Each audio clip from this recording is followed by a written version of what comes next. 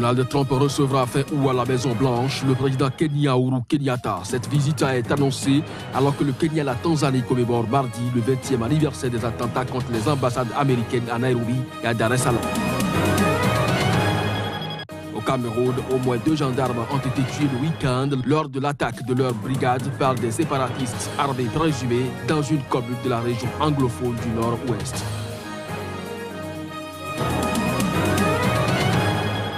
En France, devant les ambassadeurs réunis à l'Élysée lundi, Emmanuel Macron a évoqué la situation de la Syrie. Le président français craint une nouvelle crise humanitaire provoquée par le régime de Bachar al-Assad.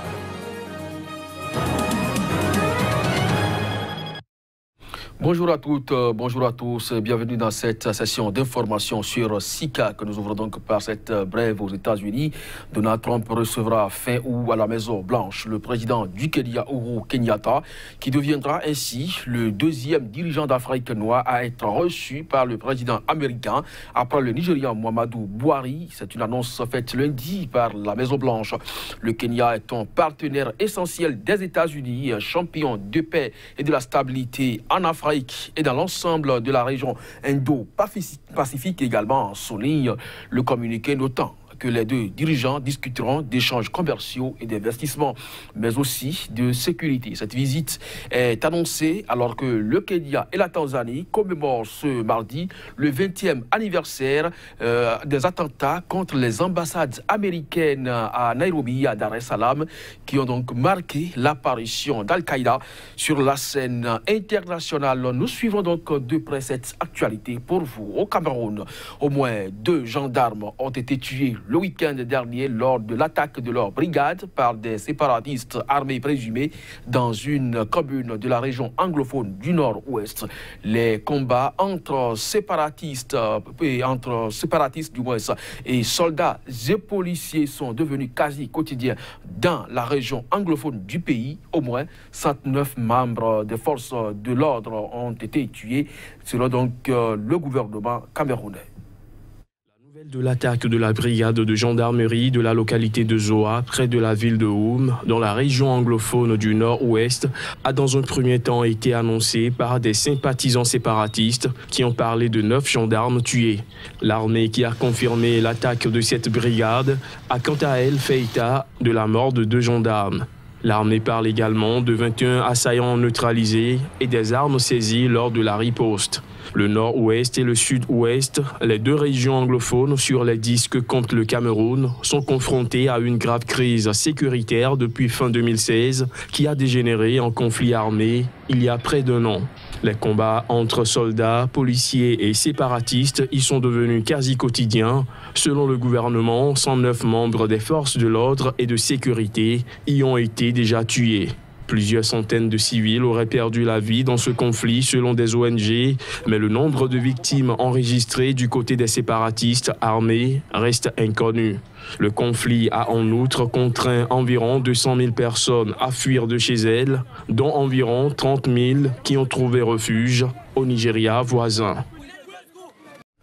En République démocratique du Congo, la plupart des 6 candidats exclus de la présidentielle prévue en décembre, dont l'ex-chef de guerre Jean-Pierre Bemba, ont fait l'option de saisir la Cour constitutionnelle après l'invalidation de leur dossier par la commission électorale. Mais déjà, certains mettent en cause l'impartialité de la haute juridiction par rapport à ces recours. Reportage. La plupart des 6 candidats exclus de la présidentielle du 23 décembre ont fait l'option de saisir la justice. Les proches de Jean-Pierre Bemba, sénateur et ex-vice-président, ont indiqué dès samedi qu'il allait saisir la Cour constitutionnelle. L'ex-premier ministre Adolphe Muzito a également annoncé son intention d'un recours devant les 9 juges constitutionnels dans le délai légal de 48 heures. Lundi matin, des partisans se sont rassemblés devant la Cour pour soutenir Antoine Gizenga, 92 ans, vice-premier ministre au temps de Patrice Lumumba en 1960. Ex-premier ministre également entre novembre 2016 et avril 2017, Sami Badibanga veut également saisir la Cour constitutionnelle. Sa candidature a été déclarée irrecevable pour défaut de nationalité congolaise d'origine. Même motif et même recours pour la seule femme candidate, Marie-Josée Ifokoumputa. mais d'aucuns mettent déjà en cause l'impartialité de la Cour constitutionnelle. Le verdict de la juridiction est connu d'avance, s'est insurgé sur Twitter le mouvement citoyen Lutte pour le changement, Lucha. La commission électorale qui a invalidé 6 dossiers sur 25 au total vendredi doit publier la liste définitive des candidats le 19 septembre prochain. En Éthiopie, le Premier ministre Abiy Ahmed a promis ce week-end des élections libres et justes pour 2020. Le chef du gouvernement éthiopien, qui s'exprimait lors de sa première conférence de presse depuis son entrée en fonction en avril, a assuré que des réformes ont été entreprises pour rendre la commission électorale crédible. Les détails. Travaux ont été entrepris afin de rendre la commission électorale éthiopienne non partisane et crédible. C'est ce qu'a déclaré ce week-end Abiy Ahmed, qui a également annoncé que l'Éthiopie pourrait passer à un système de vote électronique pour les élections générales de 2020.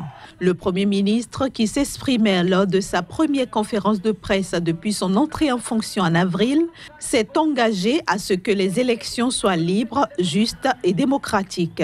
Lors des élections de mai 2015, le Front démocratique révolutionnaire des peuples éthiopiens, EPRDF, la coalition qui dirige l'Éthiopie depuis 1991, avait raflé l'ensemble des 547 sièges de la Chambre basse du Parlement. Des élections qui avaient été qualifiées de mascarade par les partis d'opposition. Le désir de l'EPRDF en ce moment est de mener des élections vraiment démocratiques, a fait savoir le chef du gouvernement éthiopien, promettant que son parti, s'il gagnait les élections, pourra mettre en œuvre son agenda en pleine confiance et tiendra sa promesse d'une transition démocratique s'il perdait. Depuis son entrée en fonction, Abiy Ahmed a entrepris un vaste programme de réformes et pris des mesures pour apaiser les tensions ethniques dans le pays. Il a par ailleurs scellé la paix avec l'Érythrée après 20 ans d'état de guerre et annoncé l'ouverture partielle de l'économie éthiopienne. En République centrafricaine, des affrontements meurtriers ont eu lieu samedi et dimanche. Selon la mission de l'ONU en Centrafrique et des témoins, ces affrontements ont opposé des groupes armés à Bria. Reportage. Affrontements entre groupes armés dans le centre-est de la Centrafrique ce week-end. Ils ont opposé les anti-Balaka qui prétendent défendre les non-musulmans au FPRC, entendez le Front populaire pour la renaissance de la Centrafrique. Selon le porte-parole de la mission de l'ONU en Centrafrique, MINUSCA, des pertes sont à déplorer dans les deux camps. Face à la situation, les forces de sécurité centrafricaines et la police de la MINUSCA ont pris des mesures de sécurité et sont en alerte dans la ville. Les témoins ont précisé que ces heurts avaient fait au moins 4 morts et plusieurs blessés. Un bilan non confirmé par la MINUSCA. Des dizaines de personnes ont été contraintes de fuir leur domicile. Les combats entre les anti-Balaka et les milices de l'ex-rébellion de la Séléka avaient cessé dimanche après-midi, mais des tirs sporadiques étaient toujours entendus dans la soirée. Les combats entre anti-Balaka et éléments du FPRC auraient pour origine un règlement de compte entre les éléments des deux camps à propos du vol d'une moto, selon des témoins. Il faut dire que depuis 2013, la quasi-totalité du territoire de la Centrafrique vit sous la coupe de groupes armés et de milices qui commettent d'innombrables violences et exactions. Groupes armés issus de la Séléka et milices s'affrontent aujourd'hui pour le contrôle des ressources de ce pays. Lors de son discours devant les ambassadeurs réunis à l'Élysée lundi, Emmanuel Macron a évoqué la situation de la Syrie. Le président français craint une nouvelle crise humanitaire provoquée par le régime de Bachar al-Assad. Il a par ailleurs affiché sa détermination à faire avancer l'accord de Paris sur la Libye et d'y souhaiter une refonte de l'Union européenne. Le président français Emmanuel Macron a jugé lundi alarmante la situation en Syrie où le régime menace de créer une nouvelle crise humanitaire dans la région d'Idlib, la dernière contrôlée par les rebelles. C'était dans un discours devant 250 ambassadeurs réunis à Paris. Le chef de l'État français a appelé à renforcer encore la pression sur le régime syrien et ses alliés pour une solution politique au conflit. Mais la situation est aujourd'hui alarmante. Car le régime menace de créer une nouvelle tragédie humanitaire dans la région d'Idlib et ne montre jusqu'à présent aucune volonté pour négocier la moindre transition politique. Cela implique de renforcer encore la pression sur le régime et ses alliés. Et j'attends à cet égard beaucoup de la Russie et de la Turquie, compte tenu de leur rôle et des engagements pris. Qui a provoqué ces millions de réfugiés? Qui a massacré son propre peuple? Il n'appartient pas à la France de désigner les futurs dirigeants de la Syrie, pas plus qu'à un autre pays. Mais c'est notre devoir et notre intérêt de nous assurer que le peuple syrien sera bien en situation de le faire. À cette occasion, le président français a réaffirmé sa détermination à faire avancer l'accord conclu en mai à Paris entre les différents acteurs libyens. Un accord qui prévoit notamment d'organiser des élections en décembre prochain. Division, puisque ce pays est devenu au fond le théâtre de toutes les influences, de tous les intérêts extérieurs. Notre rôle pour notre sécurité et celle de la région est de réussir à faire cheminer l'accord de Paris des 4 parties prenantes décidé en mai dernier. Emmanuel Macron a également dévoilé la vision que porte la France sur l'avenir de l'Union européenne, une vision qui suppose une révision des traités, qu'il s'agisse de la refonte de l'Union européenne comme de la zone euro. Il a souhaité que ces refontes se fassent sur la base des consultations démocratiques en cours, sur la base des élections européennes à venir et d'un travail intergouvernemental lors des prochains semestres. Et qui nous conduit tout droit au sport. On retrouve Johannes Stone dans un court instant.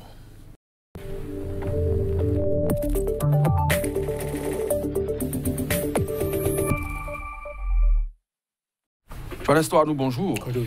Bonjour. En première ligue anglaise, rien ne va pour Manchester United. La faute sans doute au passage de Tottenham hier. Tout à fait. Harry Kane a ouvert le score dès la 50e minute de jeu, suivi par un Lucas Moura flamboyant qui a signé un doublé pour enterrer Manchester United à domicile. 3 buts contre 0 donc pour les poulains de José Mourinho, qui fait donc entrer Manchester United dans une crise seulement après 3 journées de championnat.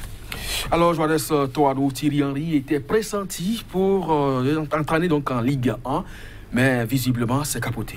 Tout à fait. Près de 12 jours après le coup de sang de Gustavo Poyet en conférence de presse après une rencontre de Ligue Europa, Bordeaux va devoir vraisemblablement poursuivre ses recherches pour trouver un nouvel entraîneur.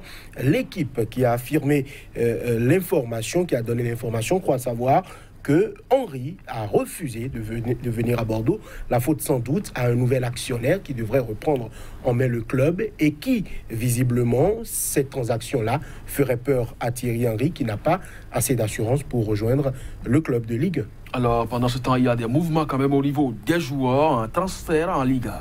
Tout à fait. Prêté la saison dernière à Valence, Gonzalo Guedes va poursuivre l'aventure en Espagne. Le club entraîné par Marcelino vient d'annoncer un accord de principe avec le PSG pour l'arrivée définitive du Portugais. On parle d'un montant avoisinant 40 millions d'euros en plus des bonus. Alors, Johannes, toi, nous, on ne sera pas seulement dans le cul rond, on va parler donc de balles au palier, basket, retraite pour une icône de San Antonio Spurs. Tout à fait. L'arrière international argentin Manu Ginóbili, 41 ans, prend sa retraite au terme d'une carrière, tenez-vous bien, de 23 ans, dont 20 dans la seule franchise NBA des San Antonio Spurs. J'annonce mon retrait du basketball. Immense gratitude à tout le monde. Ce fut un parcours fabuleux, bien au-delà de mes rêves les plus fous, a-t-il conclu sur les réseaux sociaux. On rappelle qu'El Manu, qui est son surnom, a remporté 4 titres de champion avec les Spurs, 2003, 2005, 2007 et 2014, et qu'il a rejoint les Spurs en 2002 en provenance de Virtus Bologne. C'est un club italien. Il est capable de jouer ailier. Il a décroché le titre olympique, on le sait, en battant la sélection italienne. C'était en 2004, après avoir éliminé à la surprise générale les États-Unis d'Amérique. C'est une icône donc. Il a disputé 1057 matchs pour une moyenne de 13 points, 3 passes décisives et 3,5 rebonds et 1,32 interceptions du moins par match. L'homme compte également à son actif 218 matchs lors des playoffs en FBA. Merci donc à vous, Johannes Toanou. C'est sur cette information que nous refermons cette édition. Chers téléspectateurs, merci à vous de nous avoir suivis. On retrouve donc le sport demain en compagnie de Johannes Toanou. Quant à moi, je vous donne rendez-vous également demain pour d'autres informations sur SICA. Mais l'actualité se poursuit. Restez à notre compagnie. Au revoir.